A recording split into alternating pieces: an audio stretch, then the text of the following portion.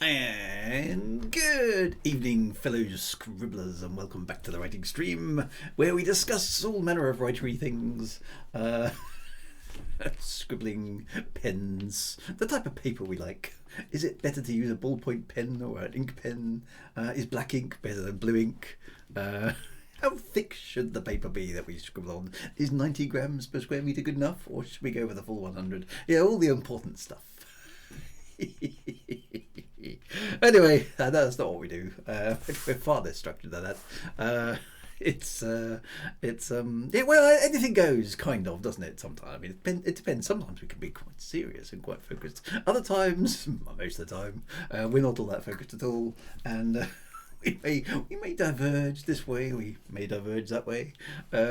Occasionally, very, very rarely, plows straight on, generally first thing, going straight ahead. But that's very, very, very rare indeed, to the point at which I'm not actually sure it's ever happened.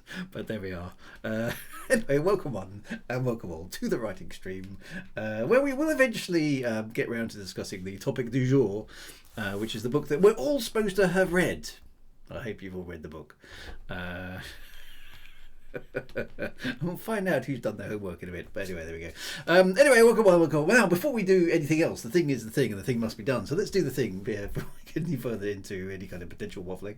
Who is in the chat? Goodness me, it's Orkney Sean. He's first in the chat from the evening all from the faraway northern lands of the Orkneys. Well, good, lovely to see you, Sean. Thank you very much for that. Commander Hope Hubris is following straight beside him with a very cheery howdy 07. Good to see you too. The Aracuses are here, having fended off the invasion of the Harkonnens from Saturday morning, where, dare I say it, the Harkonnens looked like they had a significant advantage, but hopefully Arrakis has still survived. Wintermute GB is here, of course he is. Because he just is. That's the way things are. Dr. MC Toot is here as well. Fellow space-time serving carbon-based units. Carbon-based units, isn't that from... That's a Star Trek thing from the motion picture, the first Star Trek film. I think carbon-based units. I think that's where that's from. Anyway, somebody will tell me if I'm wrong. Commander Hoop Hubris thinks he's silicon-based. Well, that's interesting. Are you a hoarder then? Are you sort of a great big rug-like thing that's flobbling over the floor and then eating things with acid? Orkney thinks he's an alcohol based. Well, that's technically still is carbon, isn't it? I think carbon, hydrogen, oxygen, and maybe some other stuff is the chief building blocks of alcohol. I think you could still be a carbon based unit and consume alcohol. Got some decent weather in the UK finally. Seriously overdue. Shh! What are you doing, man? Don't say things like that. Commander Sea Dwellers here with the Womble Army as ever. Good to see you with the Wombles, my friend. Who else we got? Right, Jeej is here as well. Good to see you, Jeej. Thank you very much for popping in. Mad Monksoft is here as well. Poised as ever on Wikipedia, just in case we need Wikipedian services. Have a Boo Boo is here with his 4 thumbs up. Some way down the chat, actually. As per usual, he's been beaten to the punch by many other people this evening. Glenn is here, and happy Drew's Day to you as well, my friend. Good to see you as well. Thank you for popping in. The Harkonnens have finally arrived, but the Aracuses have got their defences up by now, I'm afraid.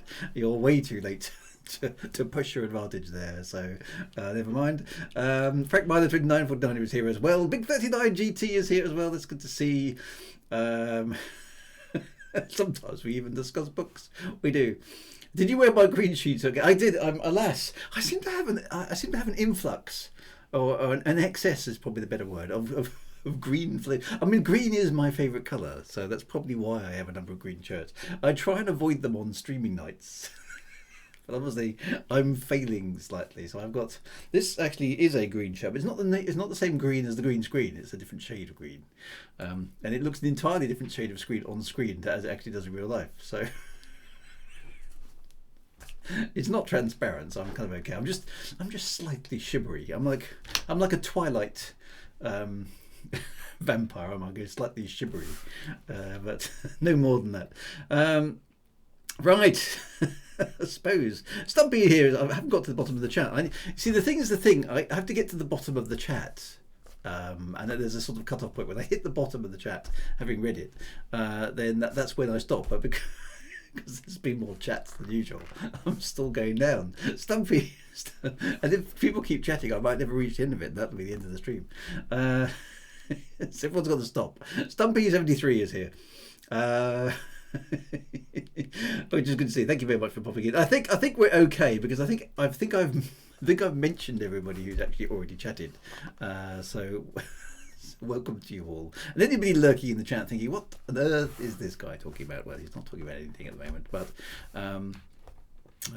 we will get around to the topic eventually. Just bear with us. It's a sort of friendly, inclusive, fun sort of place where we don't take things too seriously or whatsoever. By Crom, get over. Right, I mean, this is okay. We will get there. We will get there. So I mean, I was quite interested with this story actually. I hadn't. I mean, hands up. I mean, I might be the only person. I hadn't realised before reading this that Robert E. Howard was the creator of Conan, i.e. the Conan, Conan the Barbarian, played by Arnold Schwarzenegger in the 1982 movie. I hadn't realised it was one and the same Conan. I mean, and I was like, hang on a minute, what's going on here? I was like, hang on a minute, where was the first appearance of Conan in fiction? And this was it. So I didn't know that. I'm not such a big fantasy fan as I am a science fiction fan, so that's possibly not something I'd ever researched for. And I think I've watched the Conan movie once.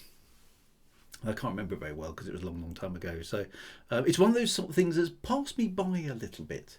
I'm not so much into swords and sorcery as my science fiction. I like it, but it's not such a big deal for me, I suppose. So that was like, oh, okay. And then I started reading a little bit about Robert E. Howard, which is quite a tragic story, isn't it? Essentially, slight spoilers. But he's dead, and he shot himself. He committed suicide when he was 30. I was like, whoa, okay. Long before, really, his books kind of hit the mainstream. His character, Conan the Barbarian, he never knew that he became a kind of like a film legend, which is really, really sad. So yeah, quite a tragic. We ought to dive into that a little bit later on, but we'll get there. But yeah, quite a tragic story. So, Red Sonja, I think I've seen that one. I think it sounds vaguely familiar. So suicide immediately after his mother died. Yeah, all kind of quite weird. And this is a long time ago, 1936. We'll dig into that a little bit because it's interesting to compare and contrast. So this book is a little bit older than the one we were doing the previous week, which was 1955, I think. But yeah, very readable, very interesting to readable. But before we get on to the main topic du jour, a little bit of news from me, which some of you will have already spotted on Twitter. I've effectively finished my latest novel, at least from the perspective of I'm happy with it. And at this stage, I would normally be approaching an editor, going, right, it's time to publish my novel. But a start of a new series like what I'm doing here with the Higara series is an opportunity to kind of try different things. And I could easily have gone back to my existing publisher, as an option. But I've published a lot of books through them, and they're quite busy at the moment, doing lots of other bits and pieces as well. So I thought at this point it's a good opportunity for me to try, or at least sort of poke it out there to see if any of the kind of traditional publishing route is an option for me. So what I've done is what I'm in the process of doing is I'm going to whack it through the querying process again. I haven't done this for like over a decade, so I'm kind of coming into it entirely new. But I thought I've written several books. Those books have been well received, got lots of reviews. Hopefully I can write. Otherwise this stream is a bit pointless as well, really. Let's hope that's okay. So I thought, and I've polished it pretty well, I think. And so I thought it's worth a punt. Let's see if any sci-fi friendly agents are interested in taking on the Mr. Drew Wager or not. Now, if they come back with, so there's a bit of a process you have to go through in order to do that. You have to format your first 3 chapters or whatever, and you have to write a covering letter, and you have to do a synopsis and various other bits and pieces, which is a bit of a process I need to go through and I haven't done yet. So that's still to come. But I'll go through that and see what happens. Now, the most likely thing that's going to happen is thanks but no thanks, right? Okay, that is the 99% probability of what's about to go to happen. The other thing that might happen will be we don't like your style. It doesn't match anything in the market. Basically, sod off.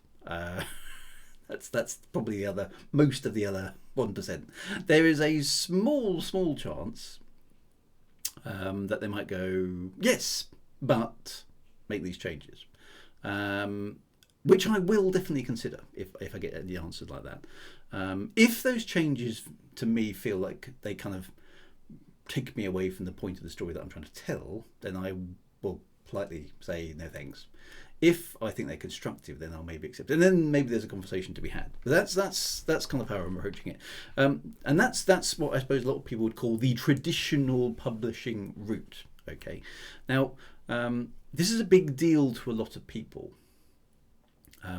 It's something that I've looked at in the past and gone, it looks like a lot of hassle. It looked like a huge amount of hassle, and I'm not really wedded to it being a necessity for me. I'd like to try it, and I feel like I've matured a bit as a writer over the years. So maybe I've got a better chance than I would have had several years ago. But I'm not sure if my stuff is really kind of actually necessarily all that suitable. We'll find out. If it doesn't work, it's no skin off my nose, literally, because I don't need to write to earn a living. I do that in other ways. Okay, so it's not like I'm depending on this for any particular reason. And I wouldn't want writing to stop being fun, because I like writing just. And if there are people out there who read my stuff regardless of the route it arrives, it kind of like doesn't matter, does it? As long as they eventually get a book and they're happy with it. So, but I felt like kind of owed it to myself to give it a whirl and to do it properly. So I am going to do it properly. I'm going to submit it properly. I'm going to take any feedback I get properly and professionally and see what I can do about it. Because I do feel that there's a possible, and this sounds a bit self-aggrandizing, for which I apologise in advance. I feel that my storytelling could potentially reach a bigger audience, and if it could reach a bigger audience, that's a good thing. A, it's a good thing for me, and B, it's a good thing for them, because I go, yeah, I like this, I want some more of it. So it's a thing for an author. It's like, if only I could reach more people, then more people would like my stuff. I mean, that's very logical, and I'd like to see if that is a pathway I can follow. I think that's the big thing. I'm not all that interested in. I definitely don't want to be famous, because that's a real drag. Trust me. Do I want to be filthy rich? Well, that's always fun, but I'm not all that bothered by it. I'm more interested in just the right people who would like my sort of stories being able to access my stories, and that's a hard thing to achieve today. On your own, with only a very small marketing budget and no expertise, right? So that's kind of the main motivation for it. So we'll see. I will keep you posted. If I get anywhere, I will summarise my process and let you know what it is, because it might be useful to others. And that's my sort of announcement for the week. I mean, that wasn't actually a waffle. That was pretty darn focused, wasn't it? We'll see how it goes. And AI is another topic that we will cover at some point in the future. Before I close shop briefly in at the end of June. But yes, finished as in finished in how many? Let's just catch up with the chat. Dun, dun, dun. Finished as in how many revisions? I am on draft 5. Would you believe at the moment? Technically it's 4A, but actually it's 5. Self-published. I have a laser printer. I don't actually have a laser printer. I've only got an inkjet printer. We'll have to. We'll talk about those bits and pieces as well. Did I self-publish your first novel, or were you accepted by a publisher? My first ever one was self-published, which was my first one was self-published, which was Torn, and then after that I actually entered a writing competition for Fantastic Book Publishing, as it was back then, Dan Grubb and Co. With a short story, I can't remember what it was called. It's a long, long time ago. And that got accepted, and then it was something like, okay, well, that's quite cool. Then when I got the Elite Dangerous Kickstarter thing way back in the Age of Mr. Time 10 years ago, I said to the publisher, look, I've just won this thing. Well, kind of bought it effectively. Would you be interested in publishing it? It's probably a bit niche. It's probably a bit weird, but I could do with some help. And they went, yeah, that sounds like a fun punt. It kind of went from there. So going that route would affect the relationship with your current publisher. So I mean, publishers to characterize what was it? Paul Simon. We come and we go. So no, it doesn't affect with the current publisher. I mean, my current publisher's got all my existing books, and that would stay. It's just an option for me to try out different things and see if I can get to a wider audience. Because with all due respect to Fantastic Books Publishing, they would make a great job of publishing my book, but they won't reach a bigger audience than the one I've already got, if that sort of makes sense, because we all kind of know each other. We all talk in the same circles. So if I'm going to expand the list of potential people who can read my book, I've got to do something different. So that's kind of my main motivation is how do I spread the news of the gospel according to St. Drew. That's my challenge. My writing has reached 22 people here. There we go. Fantastic. Give up this life of crime. Do you think your past book self-published will have any good or bad? I have no idea, Glenn. I don't know if that's a good thing or a bad thing. On one hand, it shows that I'm able to write a book, and I've published several books, and I've got a decent number of reviews, so I'm hoping that counts for something. Does it count the fact that the fact that I'm not a first-time author? Is that count against me? Question mark. I've no idea.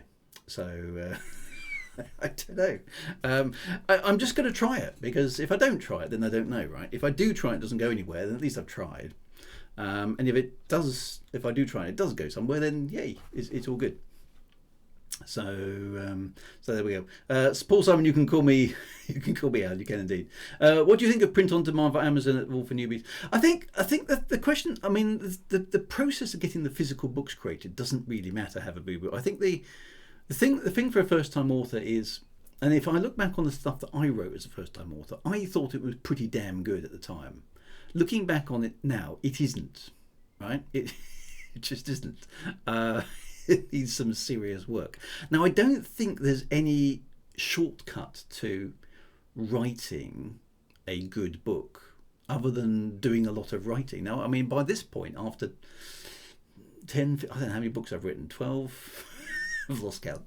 Okay, and they're all about 100,000 words. So I've written more than 1 million words of critiqued storytelling. Okay, now there are some things you get better at the more you try doing them. So I think having written 1 million words of critiqued work that has been generally accepted to be okay-ish and people have bought it, I can lay reasonable claim to having some expertise on this subject. And I think the key thing is you've got to be really sure of the quality, at the best you can possibly be, of the quality of what you've written before you press the publish button, no matter how you do it. Okay, so I think getting actual critical people to critique your book properly, who are competent at critiquing and not just going to give you it's lovely, is a really, really important thing, and et cetera, et cetera, et cetera. So that's I suppose my view on it.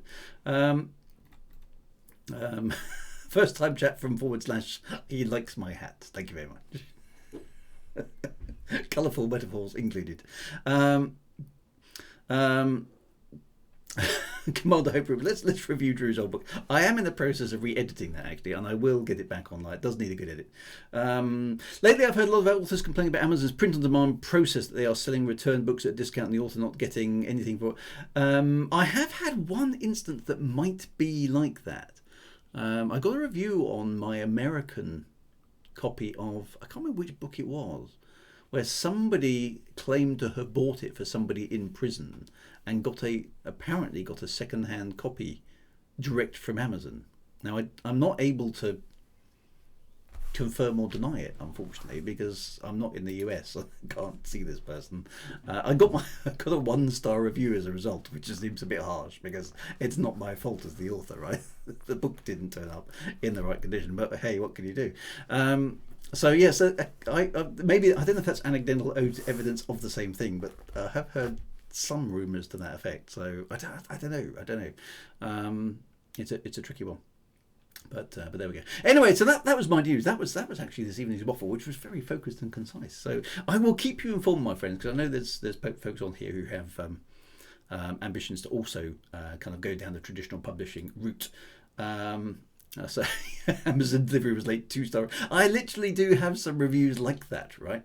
The book was bent and damaged when it arrived. Wouldn't recommend. It's like, yeah, but what about the actual story? You stupid reviewer. What can you do? What can you do? You just got to roll with it. And the thing is, you're not allowed to. Yeah, I mean, the author has no control over the reviews that are posted on Amazon anyway. They are what they are. So if some let's call them a person for the sake of anything ruder,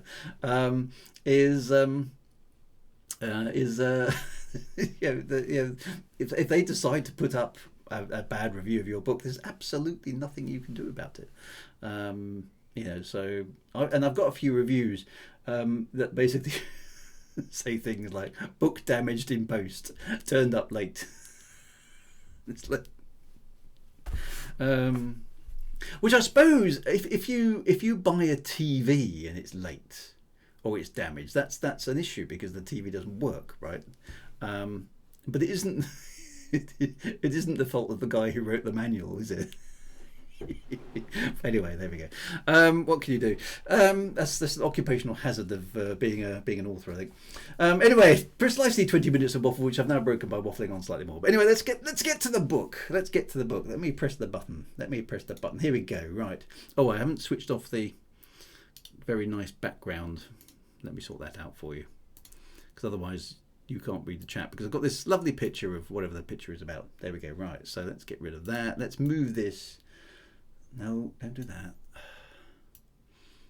There's a few things I do like about Windows 11, but it which is what I'm running on this PC now. It does try to be, it's trying really hard to be helpful, which isn't always helpful. So there we go. New introduction, Jesbo69. Hello, your son sent me, and I'm glad he did. You are funny. Thank you very much, Jesbo69. He carries me in Destiny 2. Is it? Assuming this is Josh. Anyway, welcome to Jesbo, and thanks, Josh, for the recommendation. I do appreciate it. It's a short story, Winter Mutual. Are you talking about my reviews or my waffle, or the actual story that we're reading? Madbox says, someone once asked me why I voted for a particular party, and I said I voted for them because I prefer their campaign colours. Dear. Come on, what's going on here? Commander Hope Hubris says, I hadn't realised the story was as long as it is, so apologies for that. So I must have, I thought it was relatively short. I did skim it through in one session, but I read quite fast, so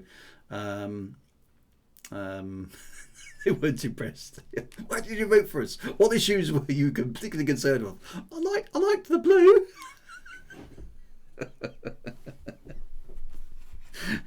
I might do that to the Green Party. Why did you vote for us? Ah, well, love green.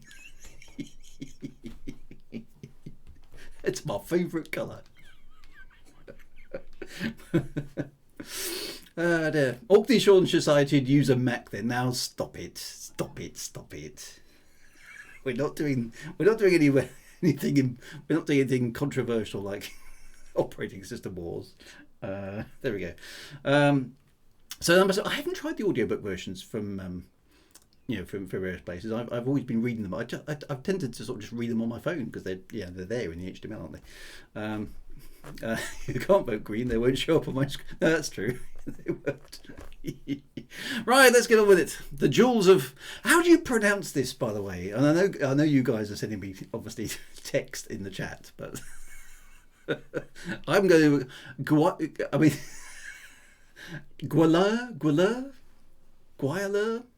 Is it 3 syllables or 2? Commander Hope Hubris has just stuck a hyphen in the middle, which doesn't really help me with pronouncing. Like it's written, obviously, says Commander Cedra.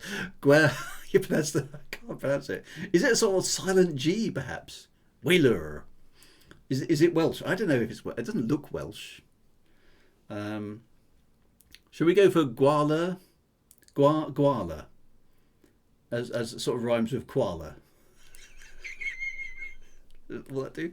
Let's go for Gwahlur. I'm going to go for that. Anyway, so this is by Robert E. Howard back in 1935. Too many vowels for Welsh, yeah. Needs a couple of double L's and things like that. Gwahlur. Now this, again, the cover here is from the collection of stories from which this book comes. So the cover art is nothing to do with the story. This is a publication. Lots of stories at this time were short stories published in sort of anthologies. And this is one called Weird Tales, which actually ran for quite a long time from what I can work out. And as you can see, in 1930 came out for, the entire thing came out for 25 cents. Which, I don't know whether that was good or bad back then. 1935, 25 cents, probably, maybe, I don't know, $4 or $5 in modern money, perhaps. I don't know. Somebody told me. A damsel in distress and some clutching hands of death. Okay. It never occurred to damsels in distress in this era of writing that maybe they could just run away. But no, they all just sit there and scream for reasons which are never explained. But anyway, Robert E. Howard does get his name here, so it kind of implies at this point he was reasonably established. He's a front runner. He's got one of his stories. So Harold Ward is the title art, and then these 3 guys, including our man Robert E. Howard, are or at least mentioned on the cover. So and she hasn't taken her makeup before going to bed. Her hair is perfectly dressed as well. I know. It's just like, what were women doing in the 1930s?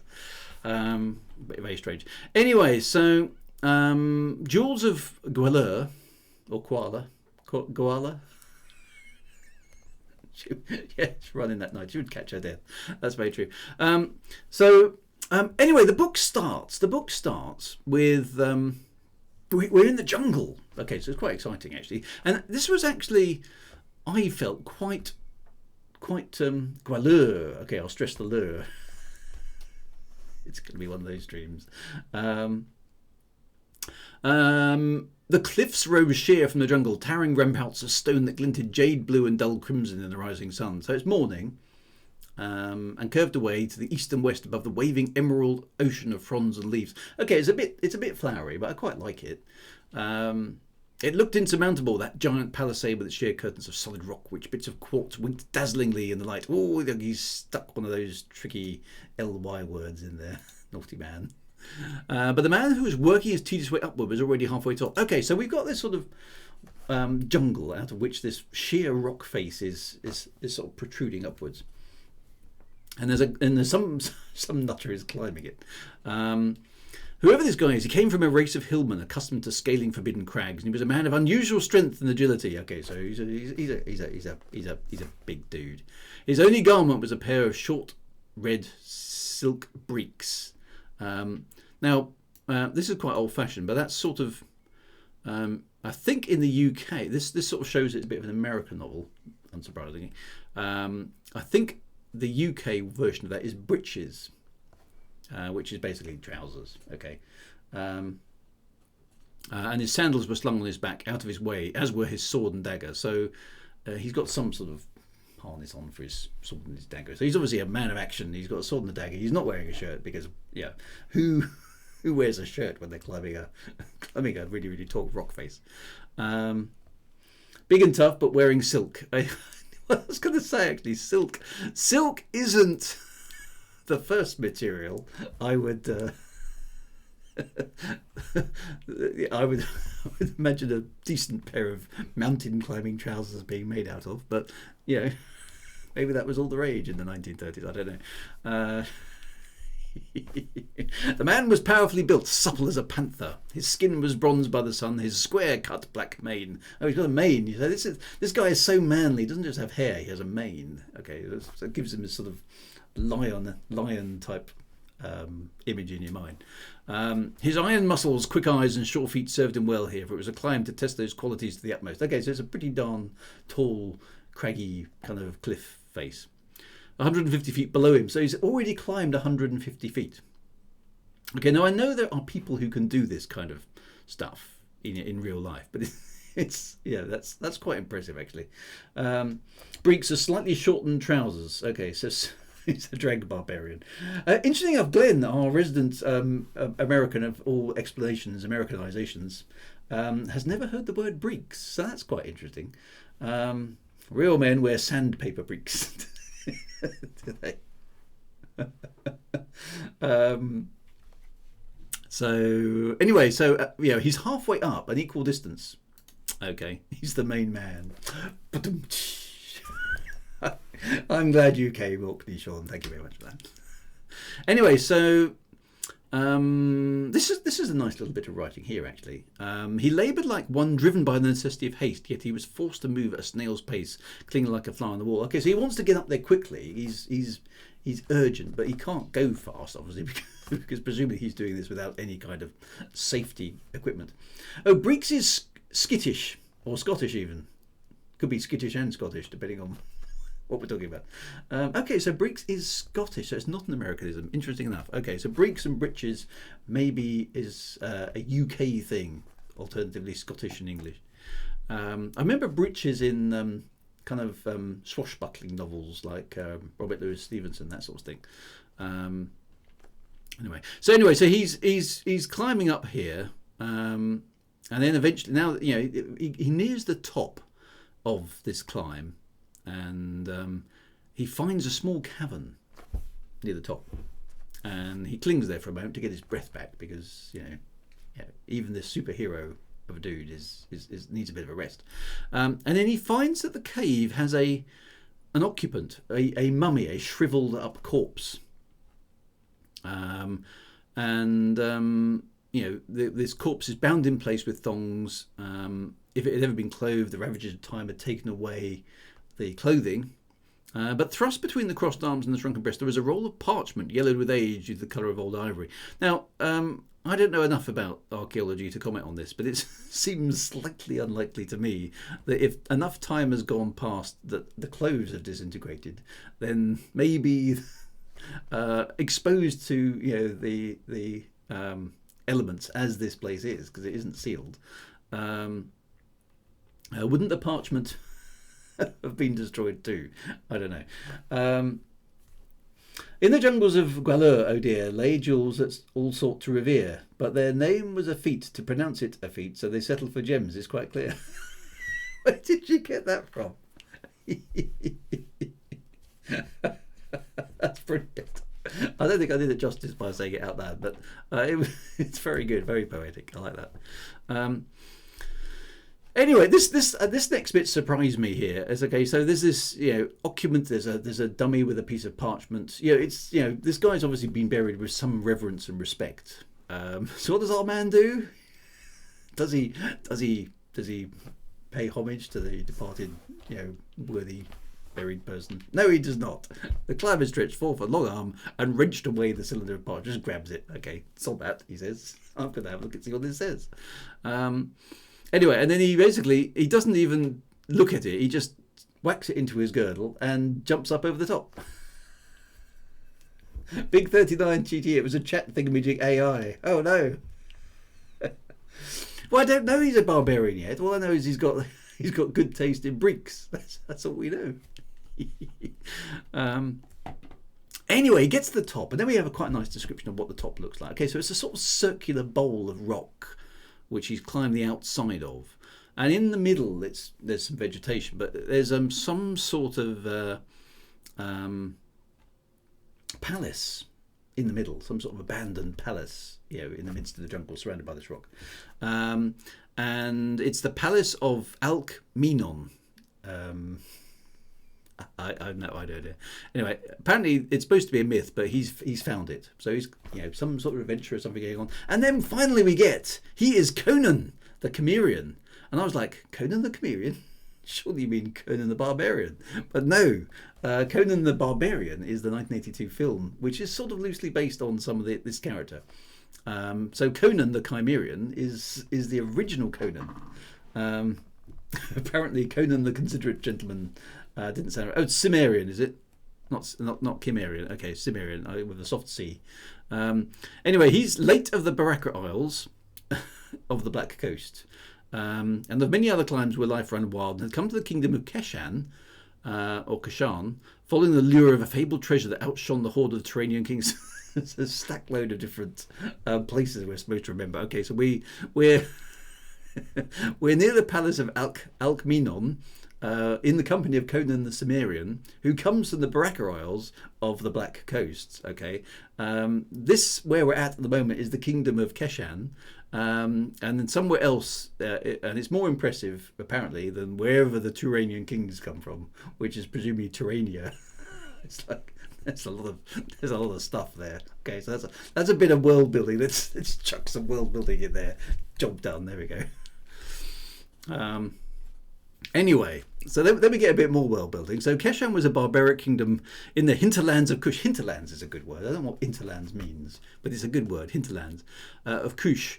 And then there's a bit of this restriction. Now this is a bit that dates it, and we have to touch on this point because it's important. The people were a mixed race, a dusky nobility ruling a population that was largely pure Negro. Now, you can't say things like that today, but this is a novel from 1935, so we have to kind of take it in context. And this was normal writing back then. It does look a little bit. It jumped off the page a bit, I must admit, today. Which is hardly surprising, but it is an unabridged piece of work of its time, so we have to kind of review it in this light. There is a bit of commentary online about Robert and what his attitudes to different races, because there aren't any races obviously, was, but and it's not clear because he was in his 30s when he died, so there's not enough time to kind of really evaluate that sort of stuff based on what he wrote. It doesn't come across to me overall that it's an issue in this book. I think it's more a product of its time, and probably wouldn't even been blinked at back then. But today, it you certainly wouldn't publish it in its current form today. But it is what it is. It is what it is. Yes, and like his place in Zimbabwe, I spotted that one as well. It's like. Okay. Anyway, so there's a little bit of that, but it doesn't major on it. It's just fluffy description for the best part. Anyway, so the city eventually got abandoned, and there were the tales of the teeth of Gwahlur, the treasure of Alkmenon. Now, I'm assuming the teeth of Gwahlur is probably what the title of the book probably was in an early draft of this story, but because the teeth of Gwahlur, or however we pronounced it, I've forgotten now, are actually jewels, okay, but they're called the teeth. But of course, without any context, you wouldn't know that they were jewels. So, hence the title of the book is now The Jewels of Gwahlur, which I think kind of does make sense. I would have just been tempted to get rid of the whole teeth thing entirely, but for lack of confusion. But anyway, it is what it is. The teeth of Gwahlur are some jewels. They're very supposedly valuable jewels. Anyway, so Conan has come to basically pinch the jewels. That's he's not honourable at all. He's here for the money. Okay. So he basically turns up here in Kush and basically says, because he's here to pinch the jewels. So he basically turns up in this place and says, "Oi, I am a great warrior. You guys need some help defeating your enemies. I'm your man." That's his pitch. A Gwahlur. I'm going to try that with Debuchy B, but you might have to keep reminding me because I'm going to keep forgetting. Okay.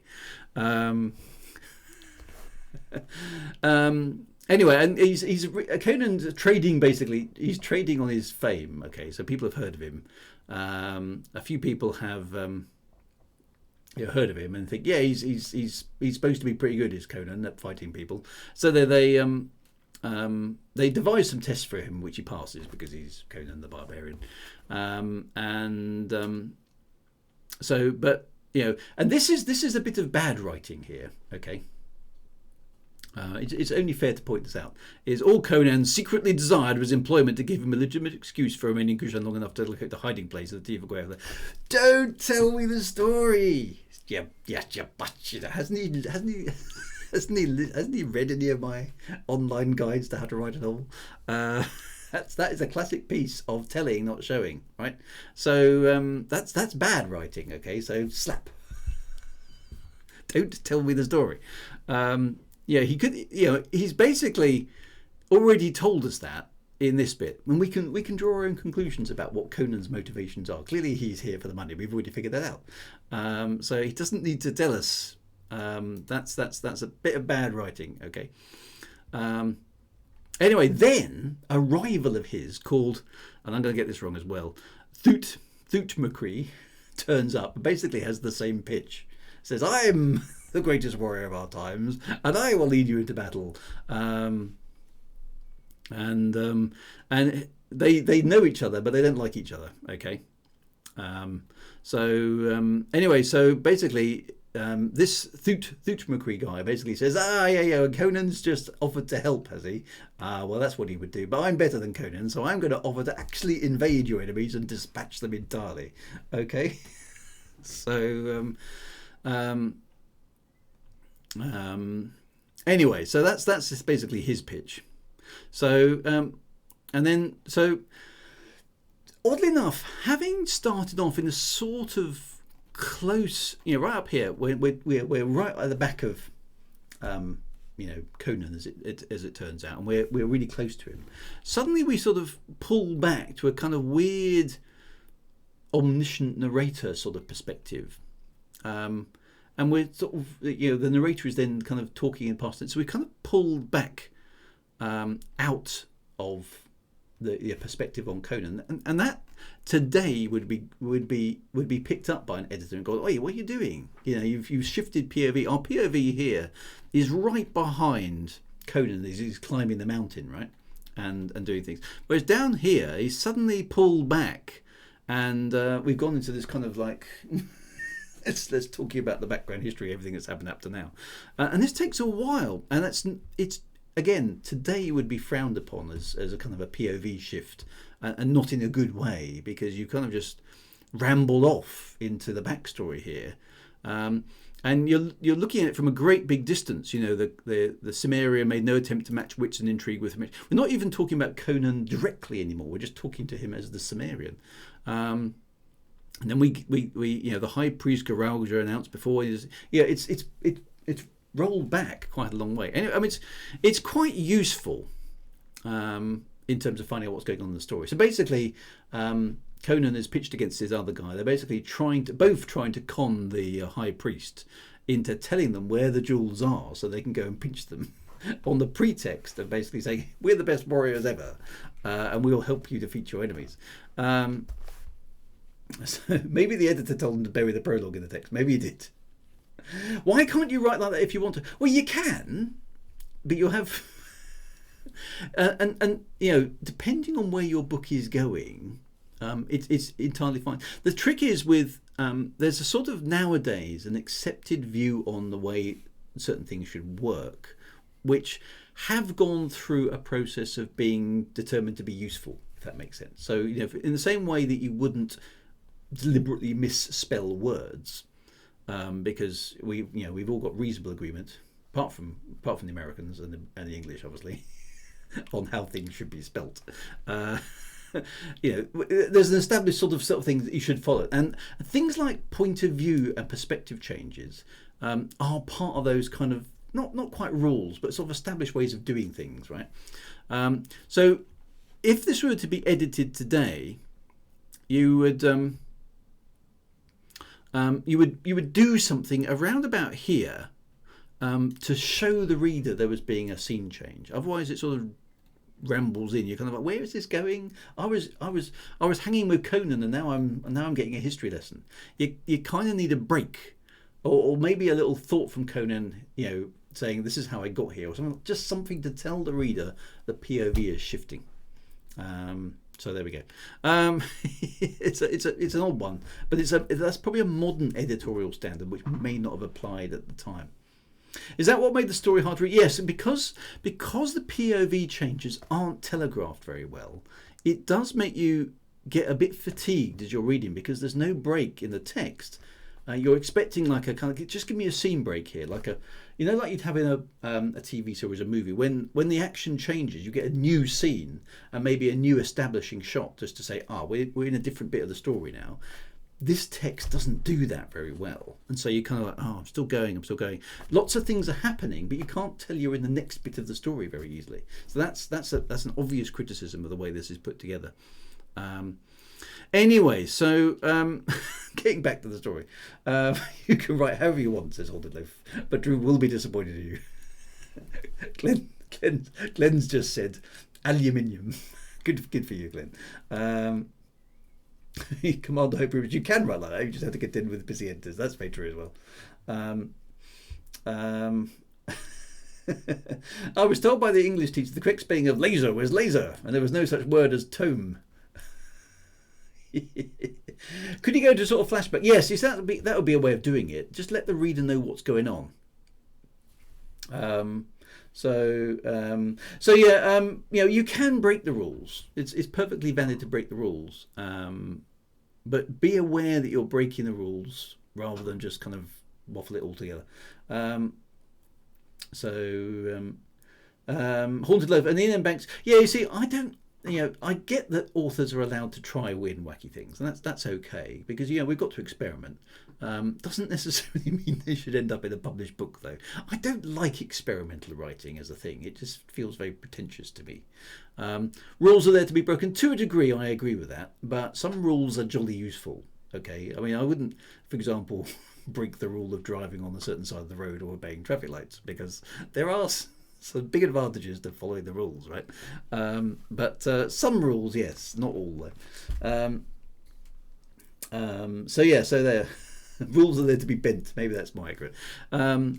Anyway, so Conan eventually basically hangs around in the court of this priest for quite some while, and then eventually overhears that the jewels he is seeking are locked, hidden away in this temple, and he basically steals out of the town the night before dawn, because the priests are going to go and get the jewels, or at least go and have a look at them, and he says, I know where they're going, so I'm going to sneak out in front of them.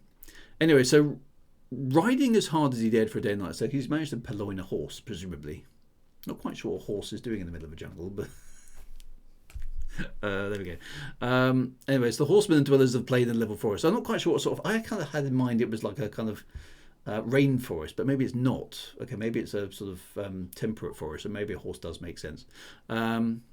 Anyway, so then we're back. Okay, so now on the summit of the cliffs. Okay, so we've just basically had a little bit of kind of internalized monologuing from Conan to tell us where we've got to. And there's a secret entrance which he's not going to bother looking, so he just climbs the rocks. Anyway, so it also this is wrong as well. So here's a bad thing: riding as hard as he dared for a night and a day and a night. Horses can't do that. Okay. Horses are not like cars where you just recharge them or fill them up with petrol, right? So that's kind of wrong. That's not a realistic horse. Riding as hard as he dared for a night and a day and a night. It's also a bit of a. Commander Hope Rivers said it's a bit clumsy. So it's basically a day and a half. Anyway, he eventually got here. So he finds the palace, which is in the midst of this sort of circular rocky formation. Anyway, and he drops down to the valley, and it's all kind of a bit kind of spooky and mysterious. Yeah, it's overgrown and blah blah blah blah. And this is described quite nicely, actually. Give him a carrot, all will be well. And there's Forest grown underbrush had invaded planned groves, and the outlines were still visible. Broad pavements and broken and grass growing. So you get the idea that it's been abandoned for quite some time. It's quite nicely written, that bit. He's good at description. Is our Mr. Howard. I quite like this. It does give a really good sense of being there, so that's quite good. Give him a carrot. Oh, will be good. Wolf wets paws. Greetings to you. Good to see you again. Thank you very much for popping in. As hard as he can, stopping for horse breaks. Catching up on email as you do when you're a barbarian. Anyway, so somewhere in this palace lay the effigy or image which had in times past as an oracle for each. Oh, I have missed a bit. By the way, the oracle of this lost civilization is apparently a priestess woman. Where is she? She was introduced up here. Here we go. The oracle, men said, was the princess Yelea, the last ruler of Alkmenon, who had died in the full bloom of her youth and beauty, and whose body had miraculously remained unblemished throughout the ages. So somewhere in this city is presumably the preserved, magically preserved body of a beautiful princess, which of course makes the story immediately interesting. Anyway, so he walks inside, has a look around, finds a chair which is jolly nice, a golden throne, and thinks, well, that would be jolly handy to pinch, but it's too big. I can't get that back on my shoulders over the top of the mountain, so that doesn't work. Anyway, so he doesn't find. Anyway, so he goes through the throne, spies another arch, and then finds a woman lying on some sort of pedestal. And it was no effigy of stone or metal or ivory. It was the actual body of a woman. And by what dark art the ancients had preserved that form unblemished for so many ages, Conan could not even guess. The very garments she wore were intact, and Conan scowled at that, a vague uneasiness staring at the back of his mind. The arts that preserved the body could not have affected the garments, surely, but they were there. Gold breastplates set in concentric circles of small gems, gilded sandals, and a short silken skirt upheld by a jewelled girdle. Neither cloth nor metal showed any signs of decay. Bum, bum, bum. Okay, so magical sleeping princess. Magical sleeping princesses are a thing. He kisses her and she wakes up, and she complains that he did it without consent. No, that's a different story. Anyway, so presumably it's the oracle Yelea, coldly beautiful even in death. Her body was like alabaster. Now I don't know, what is alabaster. Is that some sort of pottery? Magical sleeping princesses are the best kind, as long as they stay asleep. Slender yet voluptuous. So she's your classic princess, okay? She's devastatingly gorgeous. Dark hair, usual princess thing going on, okay? Alabaster is a very white and soft stone. Right, okay, that's good. Karumba, hello Karumba, good to see you. Thanks for popping in. Haven't seen you for a while. It's good to see. Okay, so that's what alabaster is. Okay, so very, jolly nice stuff. That's what she looks like.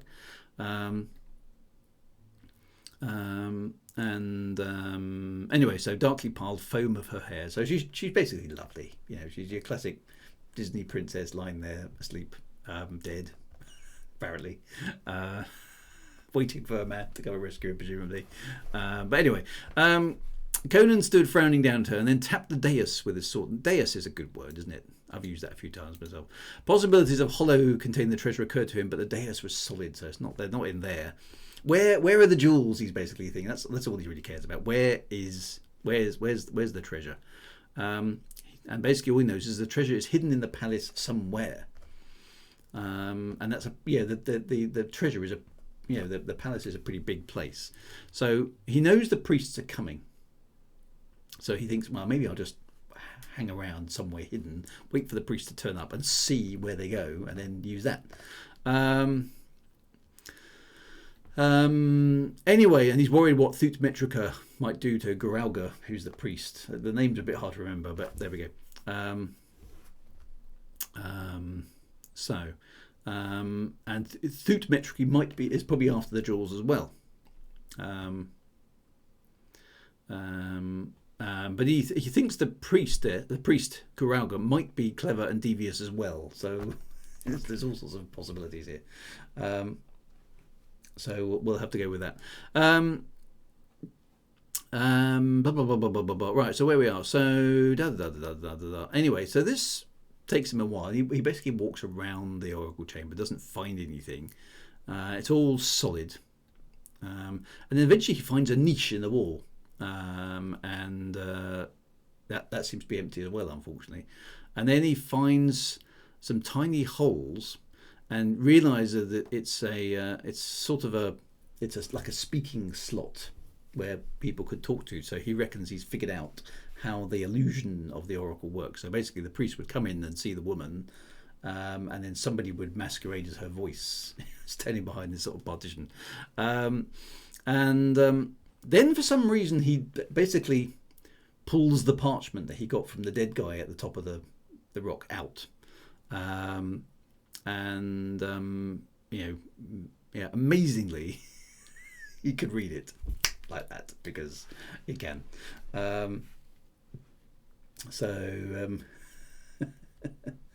Drew, let's have the reading of these noobs in chat. No, well, there aren't that many noobs in chat, my friend.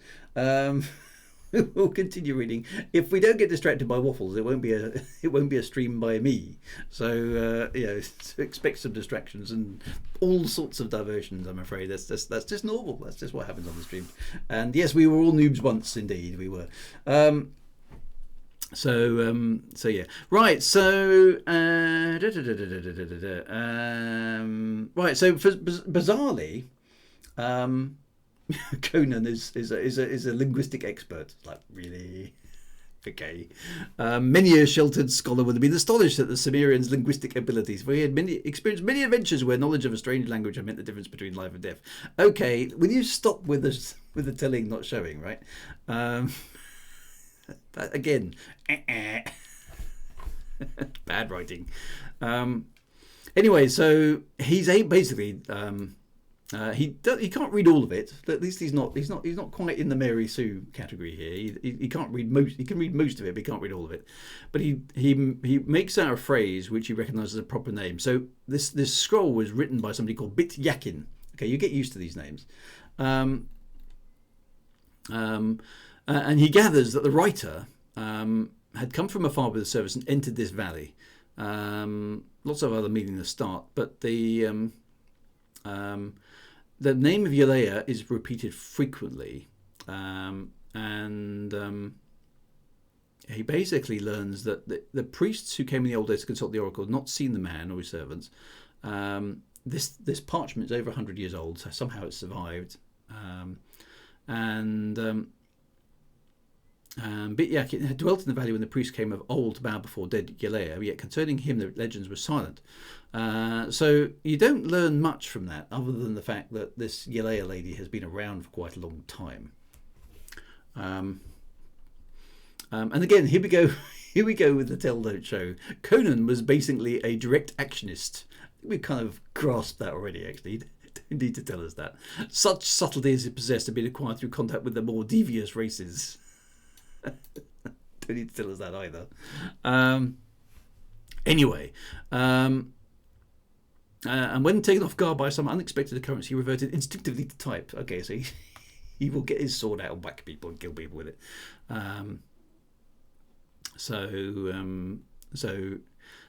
Anyway, so there's a gong in here that he sees, and then. Sorry, he doesn't see a gong. He hears a gong. There's a gong sound. So he kind of basically goes to investigate it, and he enters this dim chamber. Can't really see a great deal. Then he sees the gong, and he can smell something. At dinner time, yeah.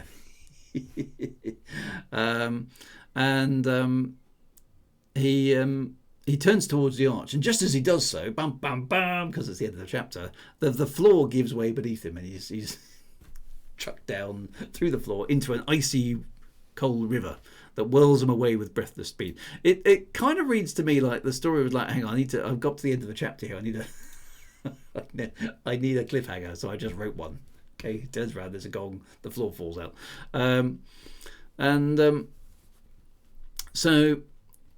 surprise, surprise, and here we go with the chapter 2. Here we go with the spoilers. in the chapter titles. I thought, why did they do that? Does Conan use magic? I don't think there's any magic in this this particular tale. I don't think. So yeah, it's a little bit of a cliche, but it does kind of work. Down into utter darkness, he shot into black icy water that gripped him, whirled him away with breathless speed. Anyway, so he basically doesn't make any attempt to fight the current that was sweeping him through the lightless night, but he keeps himself afloat, gripping between his teeth the sword. So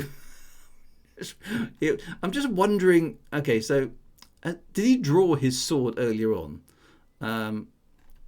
He managed. Yeah, okay, he did. He wheeled, crouching like a great cat, sword in hand. Okay, so his sword's in his hand as he falls through. So he somehow manages to put his sword in his teeth.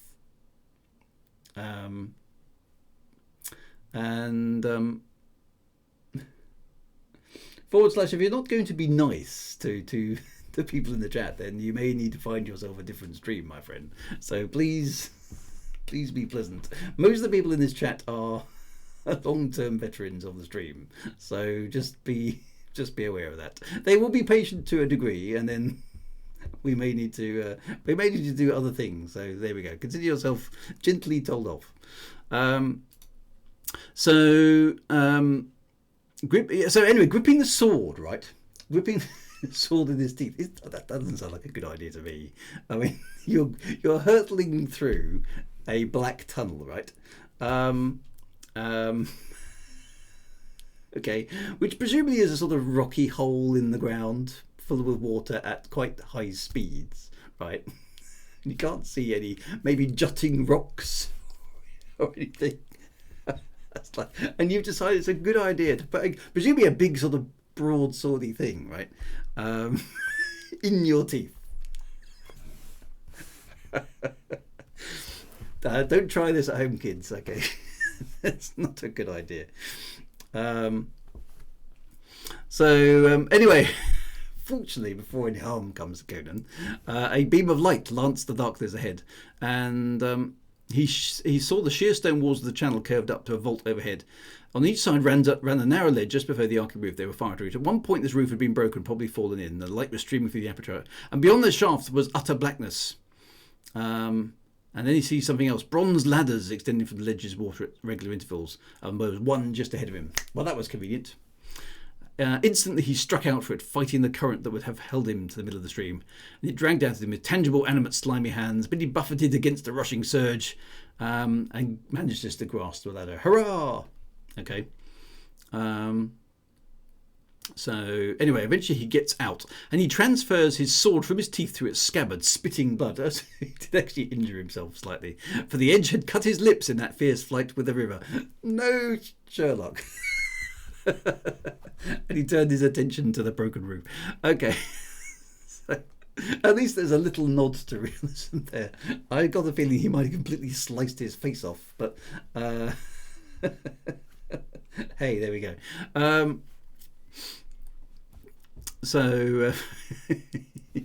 Anyway, so was it an accident, right? Was it an accident? Had those flagstones just fallen in like that or not? Who knows? Anyway, was there a more sinister explanation?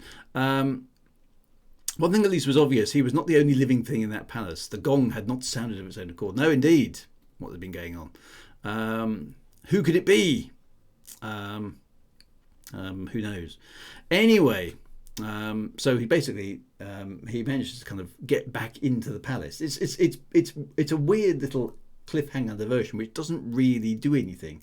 He basically falls down a hole, gets swept down a river, has a bit of an emergency basically, and then clambers back up. It doesn't take a minute. It's just for a bit of excitement, just for because it is. It doesn't actually move the story on at all. We're exactly the same place as we were before. So that's another little critique I'm going to stick in there, is that yes, action for action's sake is, it's kind of okay, but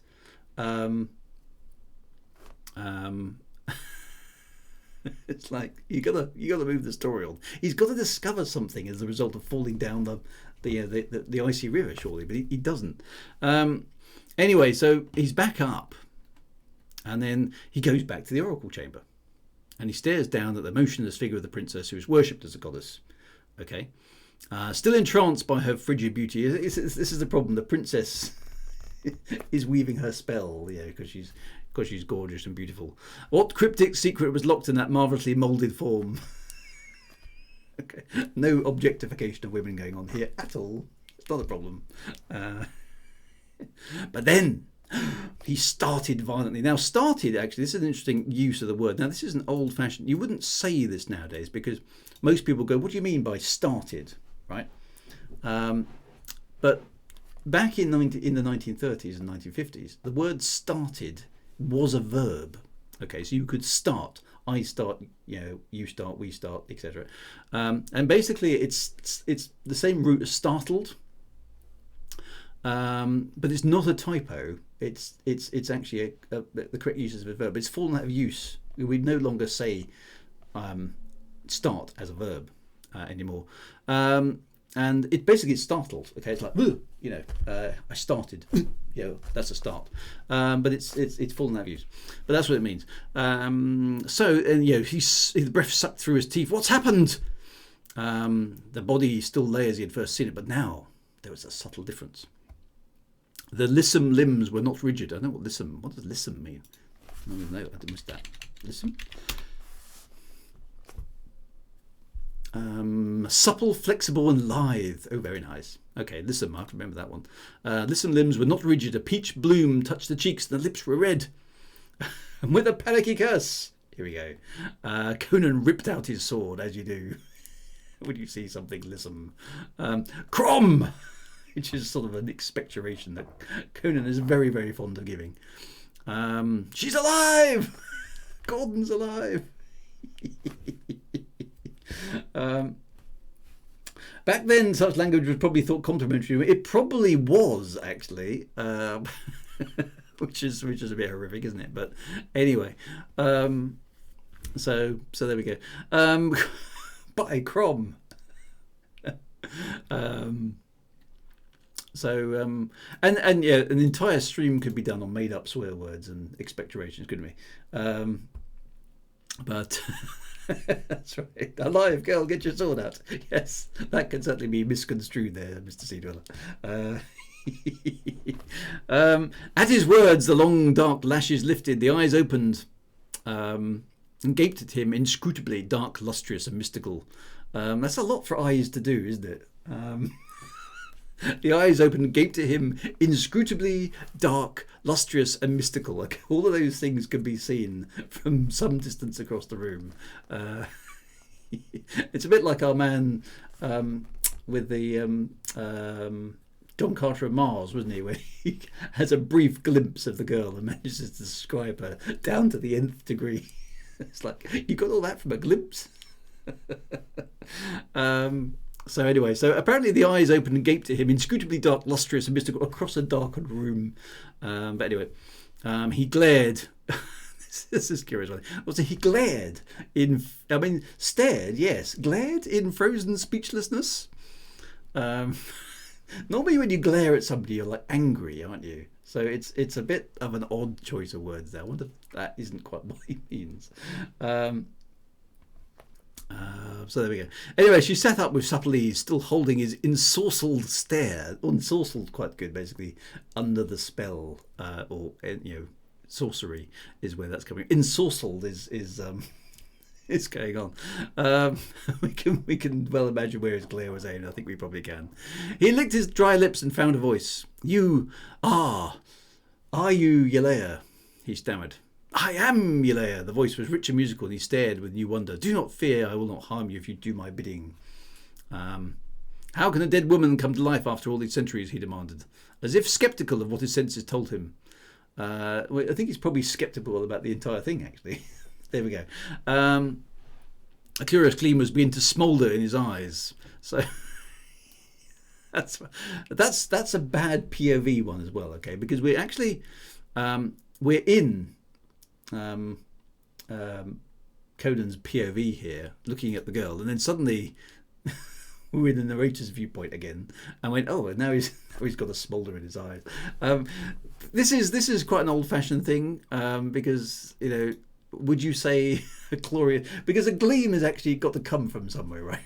There has to be a new light source for there to be a gleam. So where's this gleam coming from? You could change his expression a bit, but I'm not sure people can not sure any of us, even barbarians, can manufacture a gleam out with no available light source. So anyway, there we go.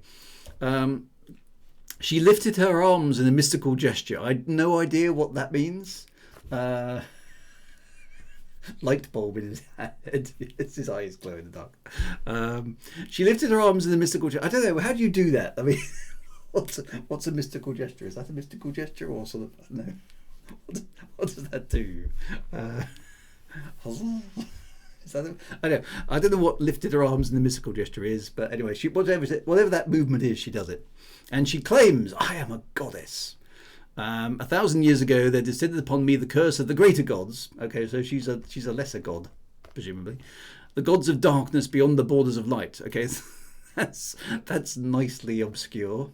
It's the problem you find with oracles in general, and mystical princess types, is they never speak plainly, do they? The gods of darkness beyond the borders of light. That's nicely generic.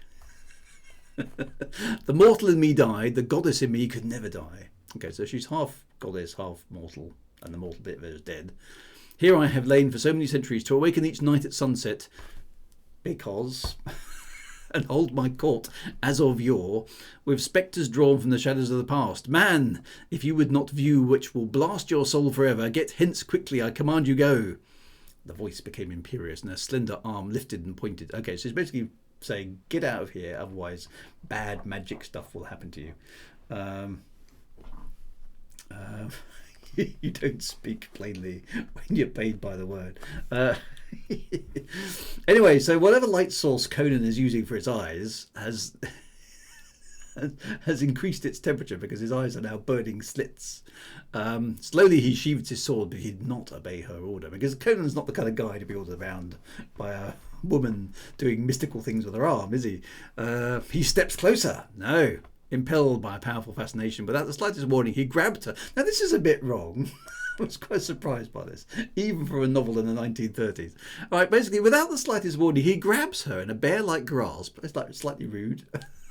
She screamed a very ungoddess-like scream, and there was the sound of ripping silk as one with ruthless wrench. He tore off her skirts. Like, what? You can't go around doing that, Mr. Conan. Anyway, so he's, like you said, Conan is an action man, isn't he? It's Buck Spears. Anyway, it turns out that Conan has recognised this woman. And I thought it was strange that a princess of Alcemon would speak with a Corinthian accent. So he's recognised her. As soon as I'd gathered my wits, I knew I'd seen you somewhere before. You're Morelia. Or Muriella, Zargeb's Corinthian dancing girl. I knew I'd seen you somewhere before. This bit genuinely made me laugh out loud. This crescent-shaped birthmark on your hip proves it. Aha, the old crescent-shaped birthmark. I once saw it when Zargeb was whipping you. Oh dear, this is a PG-rated novel. Goddess, bah! He smacked the betraying hip contemptuously and resoundingly with his open hand, and the girl yelped piteously. Okay, so if we didn't have any other indications that we're in the 1930s, this has probably pinned us down to that particular era in writing, when swords and sorcery was all about birthmarks and bare hips and slapping girls around and ripping their skirts off. So yes, quite racy, presumably, probably quite racy for the 1930s, actually. So there we go. All her imperiousness had gone out of her, unsurprisingly. She was no longer a mystical figure of antiquity, but a terrified and humiliated dancing girl, such as can be bought at almost any Smetish marketplace. Okay, so sort of setting the tone as well. She lifted up her voice and wept unashamedly, and her captor glared down at her with angry triumph. Goddess! Ah! So you are one of the veiled women Zargeba brought to Keshia with him. Did you think you'd fool me, you little idiot? A year ago I saw you with that swine Zargeba, and I don't forget faces or women's figures. I think I'll... And we never get to find out what he was thinking at that point, but I think we can all imagine what it would be. Squirming about in his grasp, he threw her slender arms about his massive neck in an abandon of terror. Tears coursed down her cheeks and her sobs quivered with a note of hysteria. So she's doing the classic kind of damsel in distress at this point. Please don't hurt me. Don't. I had to do it. Okay. Now I don't know when this sort of behaviour became a cliche, but it was certainly a cliche by the time I was a very young lad. Back in the 70s, it was old hat then. So I don't know when. Damsel falling to pieces at the seams. So yeah. So at some point this became a cliche. Was it a cliche at this point?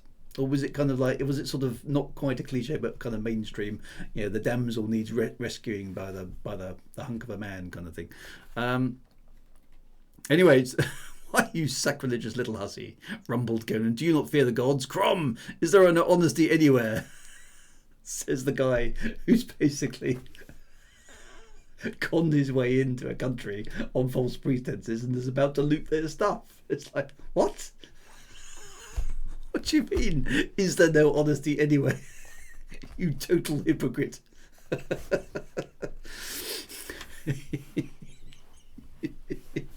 So, totally losing respect for Conan here. It was overused at this point. Cliche a few years later with the inexorable rise of Hollywood. I suppose that makes sense. Come on, I hope it probably does. Double standards, yes. Outrageous double standards here by Conan. Oh, please, she begged, quivering abject fright. I couldn't disobey Zargeba. What should I do? Shall I be cursed by these heathen gods? Anyway, so after a bit of this doing and froing with a woman who turns out to be an actress, effectively, basically he finds out that she's been employed by Zargeba to pretend to masquerade as the oracle, so she can trick the priests who are coming,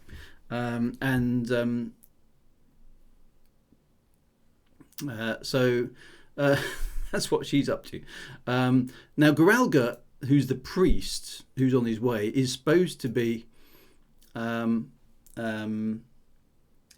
honest. He actually genuinely believes in the oracle. So anyway, a priest who... This is quite funny though. Well, I'm damned, muttered Conan. A priest who honestly believes in his oracle and cannot be bribed. Crom! I wonder if it was Zargeba who banged that gong. How do you think I was here? Could he have known about that rotten flagging? Where is he now? Anyway, so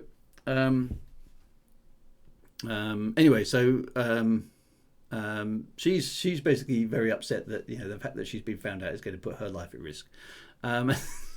Then, totally out of character for her, I would think. She basically says, he bought me from a slave trader who stole me out of a caravan bound through southern Koth, and has made me the tool of his intrigues ever since. Take me away from him, rescue me from this appalling life. You can't be as cruel as he. Don't leave me to be slain here, please. So she basically wants to throw a lot in with Conan, who basically slaps her about and rips her skirt off. That's got to be better than whatever she's been putting up with. So it shows how bad her life has been up until now. But, you know, Conan's a bit of a softie for a beautiful tear-stained upturned face, so he basically picks her up, sets her on his knee. Do apologies to any women reading this. This is not how we write novels today. Listen to me, I'll protect you from Zargeba. The priest shall not know of your perfidy, but you've got to do as I tell you now. Okay? So, right, I'm the man. I'm telling you how it's going to be. You just do as I say, little pretty thing. You just sit there on my knee being pretty and let me handle all the difficult stuff, right? She faltered promises of explicit obedience. Of course she did. Clasping his corded neck as if seeking security from the contact. No self-respecting woman would do anything like that. So anyway, good, he says. That she's basically agreed to do whatever he said. when the priests come, you're going to play your role, but do it the other way around. Anyway, so despite the fact that she's clearly capable of doing deception things, she appears to be entirely helpless at this point. However, anyway, so Conan leaves, leaving Marilia squeaking wretched as going, and then basically he finds this guy he's kind of been thinking of, and his face was directly lying on the tree, and that should have been below the face, not a tree. He sees the guy's head, but his body's not underneath it.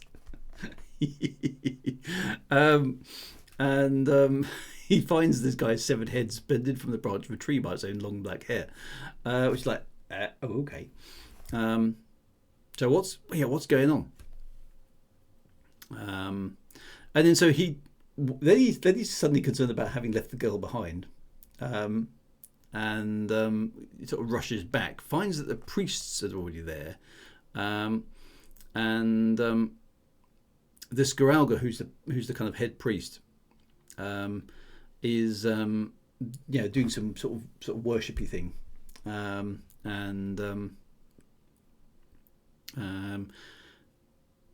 okay, so then he sees Marilia upright on her arms folded, head leaning back against the wall within a few inches. Okay, so it drops down even worse here. The little slut's an actress, he says to himself. Really? Anyway, so onwards we go. He knew she was shivering with terror, but so no sign. Okay. Anyway, so they keep chanting. And then she starts doing her act again. This is the will of the gods. She calls this out to the assembled priests. It's the will of the gods that Stygian and his Shemetis dogs be driven from Keshan. They are thieves and traitors who plot to rob the gods. Let the thief of Gwahlur, Gwahlur, to be placed in the care of the general Conan. Let him lead the armies of Keshan. He is beloved of the gods. Okay, so she basically goes along with Conan's plan.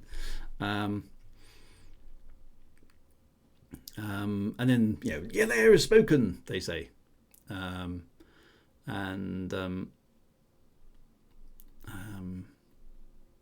So then they kind of they meet up again, and then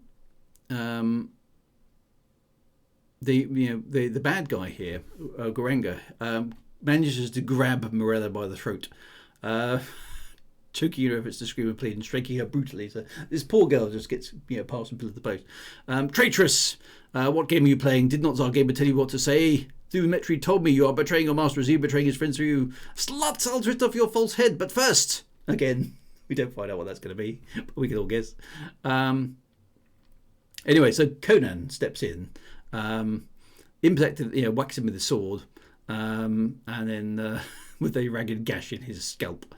Morella does a damsel in distress thing. I've done as you ordered. Take me away, please. Take me away.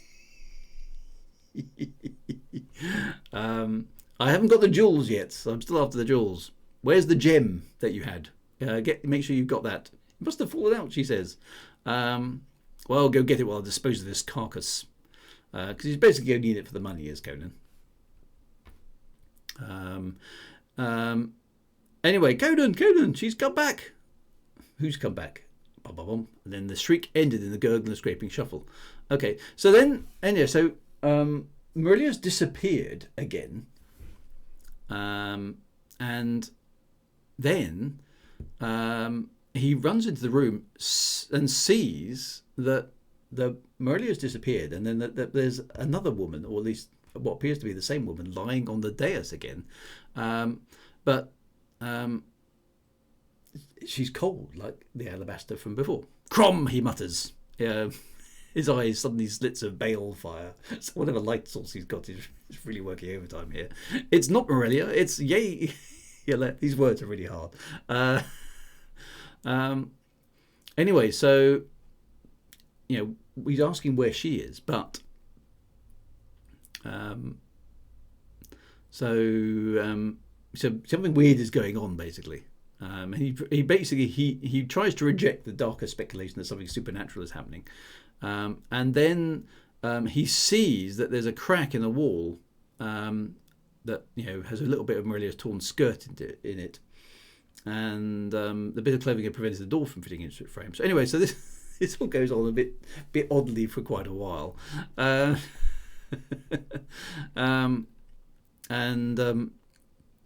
he chases after Morella, trying to find her. That's right, no need for a cigarette lighter when you've got Conan's eyes. Orkney Shawn actually says it would be more interesting to rewrite a story with a more modern outlook to writing and see if it's any good, as we can't take it seriously. That's the problem. It is a bit problem like that, because it does feel yes, it's so cliched.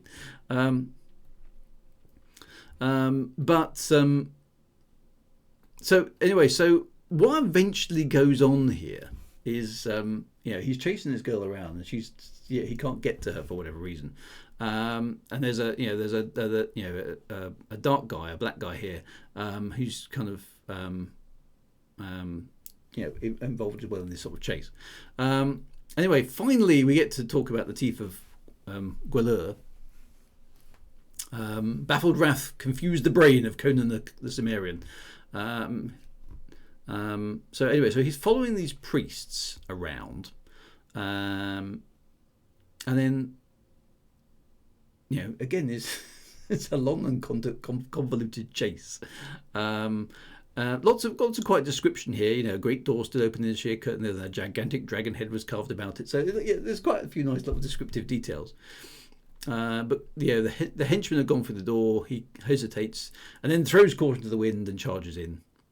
Somewhere in the cavern were the priests, the teeth of Gwahlur, and perhaps a clue to the fate of Morelia. Personal risks had never yet deterred the Cimmerian from any purpose. Obviously not. It's amazing he's still alive.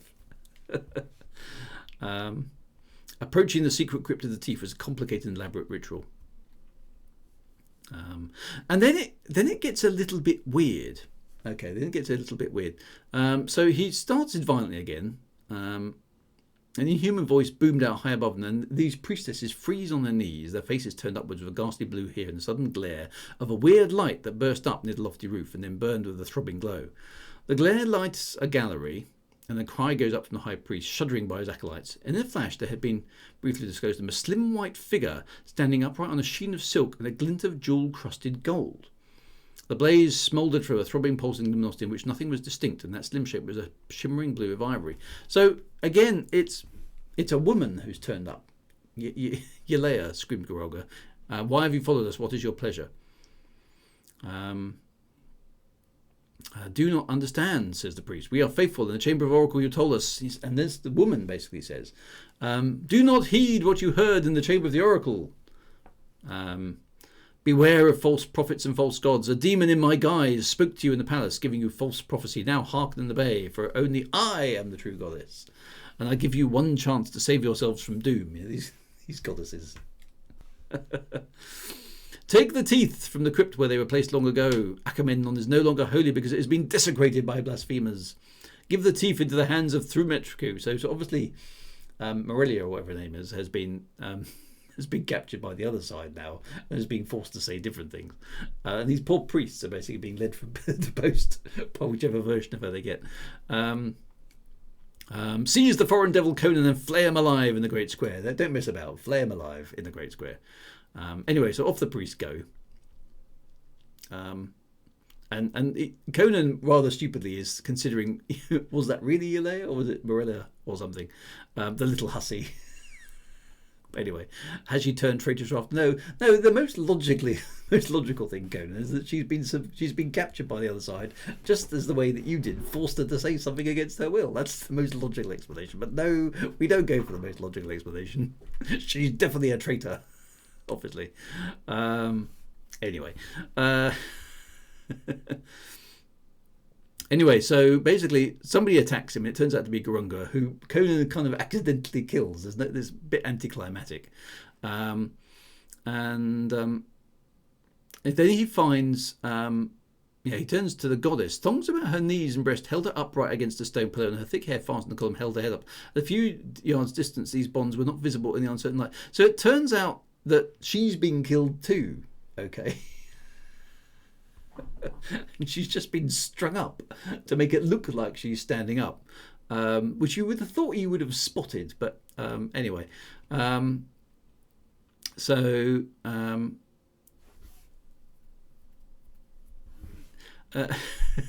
anyway, so the priests have been taken in by this, and somebody else has been basically using the voice, which was, I think, Gwahlur in this case. This is where the POV isn't very good. Okay. Well, exactly. Commander Cedra, the baddie must have a very high voice or a very, very clever ability to, to emulate a woman's voice, because it's like, really, they fell for that one. Anyway, so Paul Borrelia has been killed and strung up to pretend to be the thing. Anyway, so eventually, Conan flaps about inside the thing.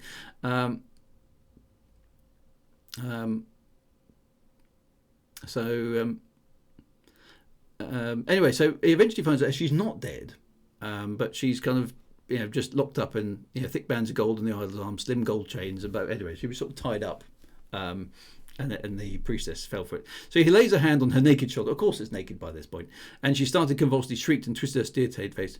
And she basically tries, and he cut through the soft gold as close to her wrist as he could. So for some reason, the chains are made of gold, and he's able to cut through it. Now I don't know much about gold, but I don't know. Can you cut through gold with a sword? I mean, I can imagine with a file you could cut through. Maybe a junior hacksaw you could cut through gold, but I'm not sure. Can you cut through gold with a sword? So, I know gold is a soft metal, but it's still a metal, right? Depends on the sword. It is quite soft metal. I know it's quite soft. Is it? I don't know. It's famously soft, right? Okay, so you can cut through gold. Pure gold is very soft. Okay, we'll go with that then. Anyway, so she's stuck in the bracelets until I can find a chiseler or a file. Let go of me, damn it. You actresses are too damned emotional. Damn these emotional women. What happened to you anyway? Anyway, so she explains that I went back into the oracle chamber and saw the goddess lying on the dais as I first seen her. Quite how that happened, we're not quite entirely sure. I called out to you and started to run to the door, and then something grabbed me from behind, as is always happening to me.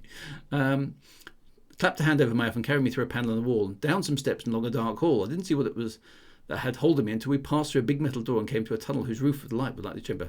Anyway, so there's been these creatures, grey hairy devils that walk around like men, which kind of explains why weird things have been going on. And they turn out to be the servants of Bityai Ken, the guy who was dead in the alcove at the top of the thing. And so then he basically now decodes the manuscript. Bityai Ken was a Pelishtim. There's an awful lot of names, way too many, who wandered into the valley with his servants. After the people of Achaemenid deserted, he found the body of the Princess Yele and discovered that the priestess returned from time to time to make offerings, for even then she was worshipped as a goddess. So he made an oracle of her, and he became the voice of the oracle, speaking from an niche cut in the wall behind the ivory dais. The priests never suspected, those gullible priests, and they never saw him or his servants, for they always hid themselves when the men came. He lived and died there without being discovered by the priests. Okay, so why he lived here, why he did all this, isn't really explained, because it seems like an awful lot of a caper. Cutting gold is easier than cutting a can of tomatoes. Okay, so we've definitely established the gold thing. Excellent. So I believe the oracle part was kept to keep the city inviolate and sacred and could remain undisturbed. He ate the food the priestess had brought as an offering to Yele, and his servants ate other things. But eventually he died. So his entire life, Yakin, was basically using this oracle ruse to get free food on a regular basis from the priestesses. It's like for like 100 years or something. It's like okay. The rest of his servants, who were even more nearly immortal than he, kept on dwelling here. The next time a high priestess came to consult the oracle, not having a master to train them, they tore him to pieces. So since then, until Gwahlur, nobody came to talk to the oracle at all. So they renewed the garments and ornaments of the goddess. That was a sealed chamber somewhere where the silks are kept from decay. So it's a bit of a ruse. And they clothed the goddess and brought her back to the oracle room after Zagabra had stolen them. By the way, they took off all Zagaba's head and hung it in the thicket. Well, he'll never whip me again. It's probably fair. But come on, Gurunga ruined my chances with the stolen goddess. I'm going to follow the priests and take my chance of stealing the loot from them after they get it. You stay close to me. I can't spend all my time looking after you. We'll have to take our chance. So these monster things are pretty formidable. Anyway, so he grabs her by the wrist, as you do, takes her out down the corridor, and then eventually the priests reach their destination, and they stick torches in the floor, and they're finding a small crypt, which presumably they can now reveal the jewels. So they bring up a small chest, and it seemed to have actually released a blaze of living fire which throbbed and quivered about the open chest. So maybe there is some magic going on. The teeth of Gwahlur at last, the treasure that would make its possessor the richest man in the world. His breath came fast between his clenched teeth. So this is Conan's payoff. This is what he's been after. Anyway, so then the stone, these creatures appear. The hairy man, like hideously human. Anyway, so Gwahlur and his priests basically get eaten. And then the servants of Betiak and surged like a bursting flood from more hell upon the back priests, who stood like horror blasted images. And then basically, don't bother with too much description there. There was slaughter, grim and appalling. Okay, they were basically ripped to shreds. Conan saw black bodies tossed like chaff in the inhuman hands of the slayers, against whose horrible strength and agility the daggers and swords of the priests were ineffective. So they're basically ripped to shreds. So Marilia is predictably on her knees, clutching Conan's leg, her face pressed against his knee and her eyes tightly shut. She can't cope with the horrendous scene. But Conan, of course, because he's the man of the situation, was galvanised. I'm going after that chest, he grated. Stay here. No, please don't leave me. She's really irritating. Lie still and keep your mouth shut, he snaps. Okay, obviously pretty dissatisfied with her conduct as well. Anyway, so he basically jumps down, snatches the chest, has a quick look at it, noting there are some strangely shapen stones that burn with an icy non-terrestrial fire, which is a bit of a weird description, actually. It kind of gives it some otherworldly kind of thing going on. Slaps it closed, and then basically bounds off with the chest. The Quintin girl is still carrying on the gallery where he's left her, and says, "Come on, I guess it's time to go. Let's get out of here, honey." Good to be galvanised. Stops him rusting, yeah. Anyway, so she's too bemused with terror to be fully aware of what's going on, obviously. She suffered herself to be led across the dizzy span. Anyway, so they get across the bridge, basically. This is very Indiana Jonesy now, but there's this massive river that they have to cross, which is spanned by a seriously unsafe bridge.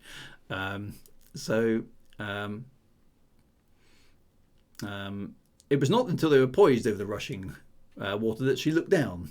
Okay, the moment she looks down, and then she screams, going, "Ah! I'm above a rushing flow of water," and she would have fallen had it not been for Conan's massive arm about her, growling in an objurgation in her ear. I'm not sure what an objurgation is. That's an excellent word. Let's find out what that is. The act of objurgating, that's not very helpful. Chiding or by way of sensual reproof and reprehension. Basically, you stupid girl. He snatched her up under his free arm and swept her in a flutter of limply waving arms and legs across the arch and into the aperture that opened at the other end. Without bothering to set her on her feet, he hurried through the short tunnel into which the aperture opened, and instantly they emerged onto a narrow ledge on the other side of the cliffs and circle of. So basically, he's pretty much fed up with this girl, but he's keeping her alive because that's the thing you have to do, isn't it? Less than 100 feet below them, the jungle waved in the starlight. Looking down, Conan vented a gusty sigh of relief. He believed that he could negotiate the descent, even though burdened with the jewels and the girl. That's like, okay, hang on a minute. It said, you want to climb down a cliff with a massive chest, a sword strapped around your waist, a dagger presumably still, a big heavy chest full of jewels of indeterminate weight, and a girl. Although, to be fair to him, he's like saying, well, I can make it down, but I'm not sure I can make it back up again with all that nonsense. And you'd still got to keep your silk breeks in good condition, right? Because you don't want to ruin them. He sets down the chest and is about to remove his girdle. That's how serious things are getting. He'd also tie the box to his back when he was galvanised again. It's like double rust proofing. By a sound behind him, a sound sinister and unmistakable. Stay here, he snaps at the bewildered Corinthian girl. Don't move, okay, because she obviously can't deal with it. Halfway across the upper span, he says, the servants of Bit Yakan were on his trail. They're chasing him. So he ran out on the span, straight towards the oncoming monster. It was no ape, neither was a man. It was some shambling horror spawned in the mysterious, nameless jungles of the south. Anyway, so it's a bad thing. Okay. Smoke me a kipper, skipper, yeah. Man and monster, they met at the highest arch of the span, where 100 feet below rushed the furious black water. Anyway, Conan struck as a wounded tiger. So he's a man's man, is Conan. With every ounce of thew and fury. Thew is a good word as well. That's not very often used nowadays, is it? Behind the blow, the stroke would have sheared a human body asunder. That's how hard he was whacking his sword. But the bones of the servants of Yitbarken were like tempered steel. So it's galvanized flesh versus tempered steel. Even tempered steel could not wholly have withstood that furious stroke. Ribs and shoulder bone parted and blood spouted from the great gash. There was no time for a second stroke. Before the Cimmerian could lift his blade again or spring clear, the sweep of a giant arm knocked him from the span as a fly is flicked from a wall. And as he plunged down by the rush of the river was like a knell in his ears, and his twisted body fell halfway across the lower arch. He wavered there precariously for one blood-chilling instant, and then his fingers hooked over the farther edge, and he scrambled to safety, his sword still in his other hand. So he's the kind of guy who can fall off a chasm, grasp with one hand as he's falling, hold his grip, and also pull himself up. It's pretty damn impressive, isn't it?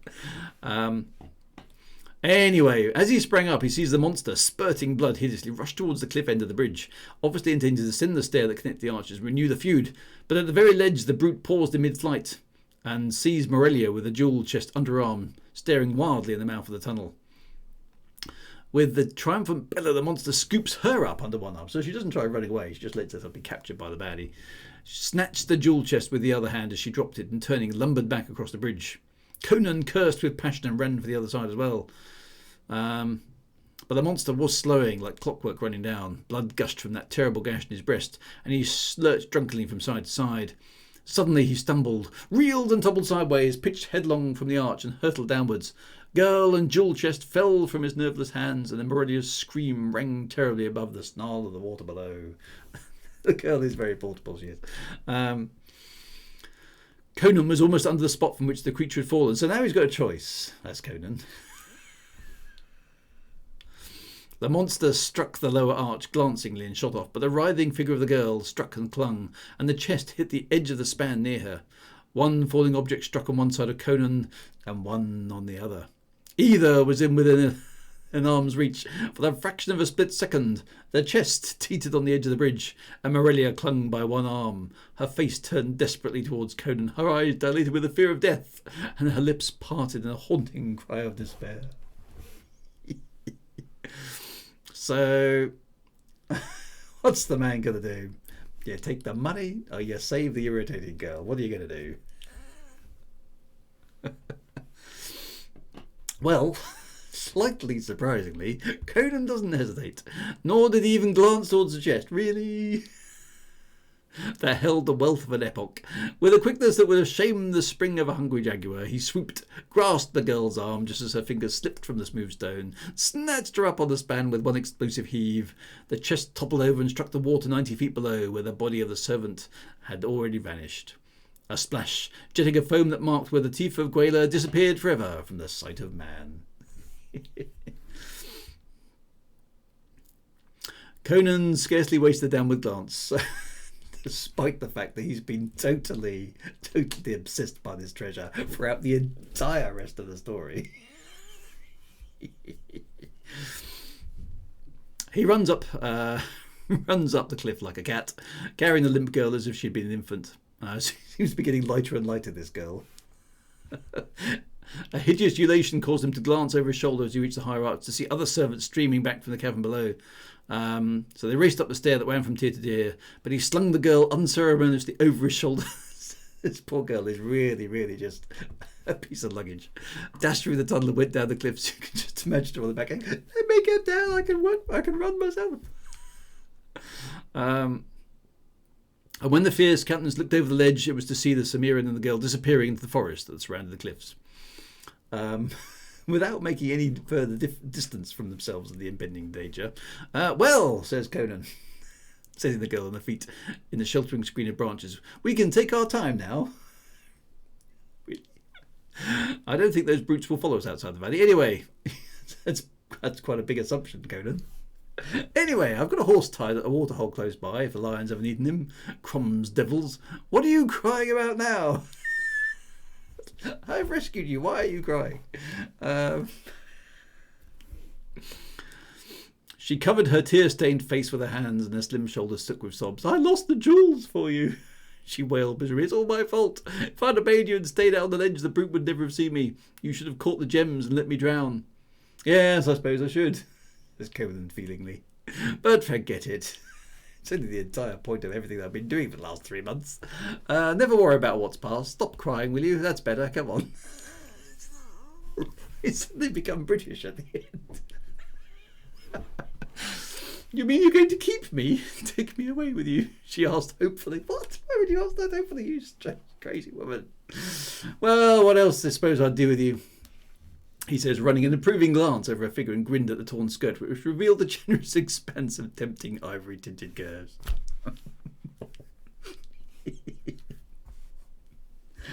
Might try that in my next novel. A generous expanse of tempting ivory-tinted curves.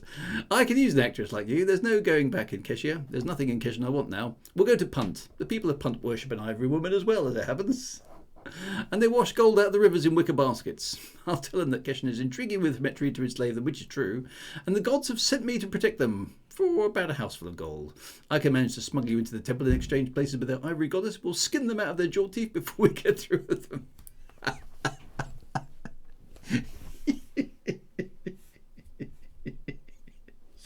So, is there no Crom? By Crom, is there no honesty? No, there isn't, Conan. And you're the reason there isn't, because nobody trusts anyone. I have to say, it was funny. I did actually enjoy the story. I just kept laughing out loud at the dialogue and the cliches, really.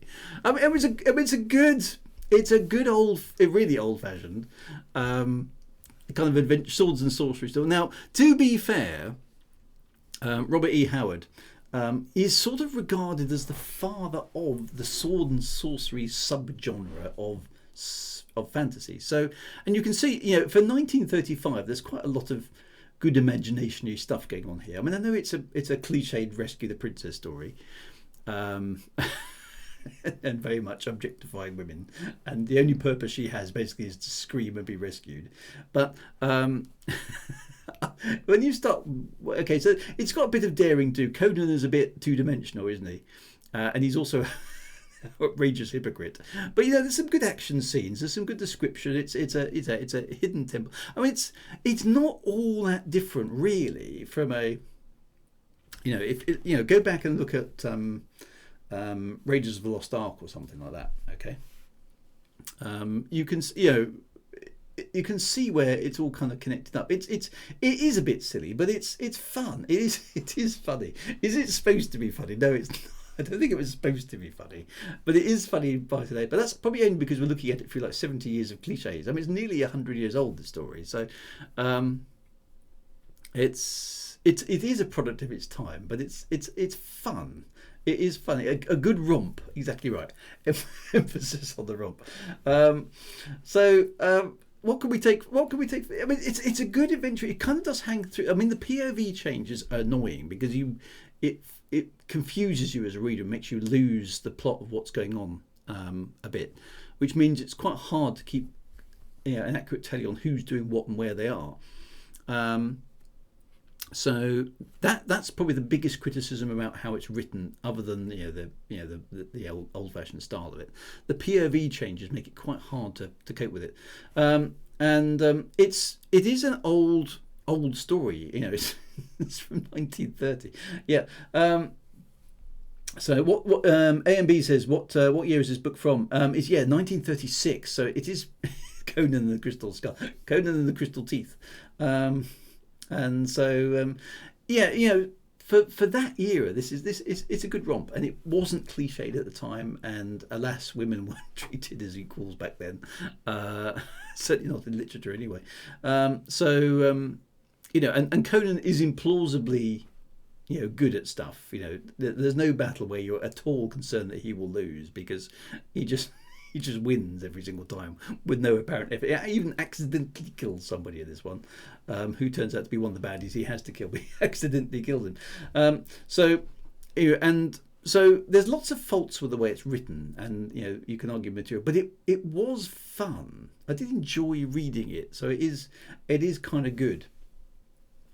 From that kind of perspective, I did get to the end of it thinking, I want to know where it's going to end up. I mean, the ending is a bit weak. Make a choice between the girl and the treasure that you've been chasing for the entire story. Oh, it's the girl.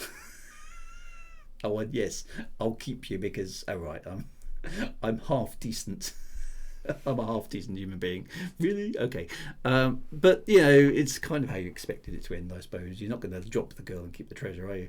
And the style sold a lot of books, so. Yeah. Okay. Yeah, I have a use for you. That's absolutely charming, isn't it? And then the girl says, "You should have let me drown anyway. You could have kept the treasure. It'd be much better for you." It's like, okay, a product of its time, clearly, in the right. But it's for being 1930s, it's the writing is quite easy to read. It's only really the POV change, and this was also bear in mind, I mean, quite a lot of these people on the stream will be slightly older folks like myself. So, I'm in my 50s now. This was written by a guy in his late 20s in the 1930s. So we got to be aware of A, his age, B, the environment in which he was living. And he was also a rather interesting and slightly weird character himself. So, so this is not the work of an established master of a genre after many years of improving his craft. This is a young man writing this, he's done a pretty good job of telling a decent tale, I think. I'm going to give him 6 out of 10 because I think there's quite a lot of obvious flaws, but it was fun. Also introduced Conan the Barbarian. So I mean, come on, that's pretty impressive. So not bad. Could be better is my view. Conan stories, so early 20s, it's a decent bit of storytelling for someone so young, I would say. And he also created Red Sonja, so there's some memorable characters there who most people would have heard of today, if you're into sort of fantasy kind of stuff that were created by this guy back in the 1930s. And if he lived to a decent age, he would have been a wealthy man. Yeah. So it was fun. So we're going to need another one for next week. No, not next week actually. I've got to take a week off next week because I've actually been invited to record a podcast, which will be coming out a few weeks later. But I need to take the evening to go and do the podcast, I'm afraid. So I can't do the writing stream next week. But it doesn't mean we can't read a book for 2 weeks' time. I'm actually going to be doing a podcast about Ulysses 31. So those of you who remember that from the 80s. Will probably be interested, and I'll let you know when the URL for that podcast is out. It's called Sad Robot or something. I can't remember what it's called. Something to do with robots. So suggestions for what we should read for 2 weeks' time. I'm quite keen to keep doing this. This is quite good fun reading these things, and then ripping them apart, without the author being able to intervene because they're dead. Do we get to supply teachers to traumatise? More Philip K. Dick. Now Philip K. Dick was good, wasn't he? So we could go back. I'd love to give you a Arthur C. Clarke short story, but I don't think any of his stuff is available yet. I've got William Shakespeare. I haven't got any Arthur C. Clarke yet. I don't think it's out of copyright, unfortunately. Ulysses 31, no, not Ulysses. Ulysses, which was a great story. More Philip K. Dick. We could do more Philip K. Dick. I'm just trying to get nice variety in as well. I'm just trying to think. What's the best way of? Let's go back to the website. We want to stick with wasn't it a cartoon? Yes, Ulysses 31 was a cartoon based off Homer's Iliad or the Odyssey, but in space with robots, laser swords, and aliens. I think written by the Japanese and voiced by the French or something. Anyway, it's an odd mix which surprisingly enough works really, really well. So I'm just trying to think of other sci-fi or fantasy that we could read for a couple of weeks. Frequently down. Let's have a look at the top ranked by popularity. Let's have a look. See if there's any science fiction up here. Oddly enough, Frankenstein's right near the top there. Pride and Prejudice. No, we're not doing that. Ayn Rand. Anthem. Okay, Ayn Rand. Let's try that. I don't think we've had any female authors on here yet, so that's not a bad call, actually. Anthem. I don't know that one at all. There is an audio version as well. Pride and Prejudice and Zombies. I have watched that. My wife and I really enjoyed that because she hates Pride and Prejudice, but we did actually enjoy Pride and Prejudice and Zombies. That was quite fun.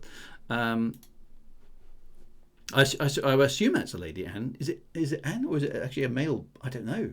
Anne Rand.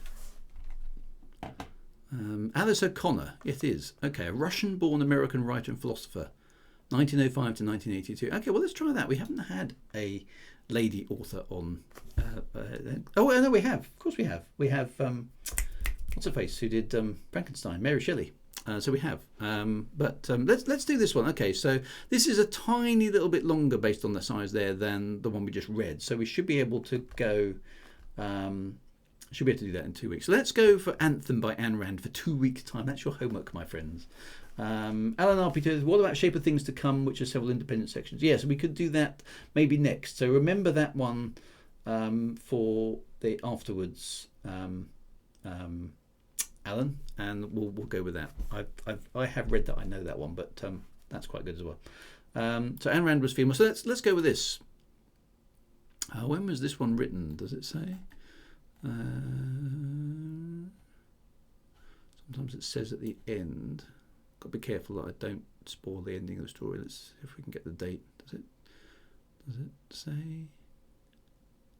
This must be slightly newer. Okay, so it's 1937. Oh, Robert A. Heinlein. Okay, yes, we'll do a bit of Robert A. Heinlein. Yes, that's a good call as well. Maybe Robert A. Heinlein instead, because it's nice to have a variety before we get back to the same authors. Okay, well, let's go with Ayn Rand's Anthem for 2 weeks' time, and we'll see how it goes. But until then, thank you very much indeed. I hope you enjoyed the writing stream this evening. I will see you for the usual stuff next week, but there won't be a writing stream next Monday because I'm doing this recording. I'll let you have the URL for that, so you can listen to me waffling on about Ulysses 31 with another sci-fi buff by the name of Jason Thompson, who's a jolly nice chap, he's very much into Doctor Who and various other bits and pieces.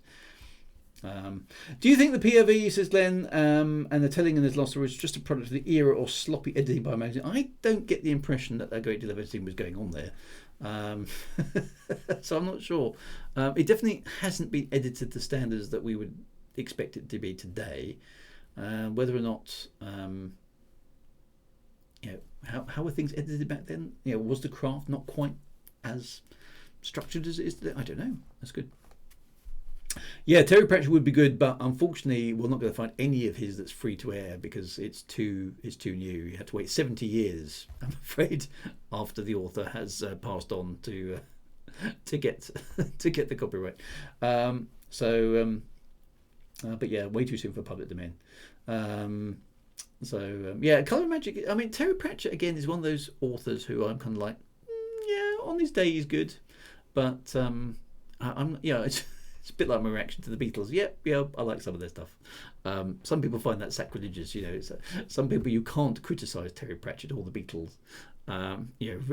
It's one of those things you can't do, but I can and I do. Heretic, there you go. It's always the way. Anyway, my friends, be good. Have a fun time. Take care of yourself. Look after the week ahead. And I will see you soon. Right on, my friends. Right on. Be good. Take it easy. See you soon.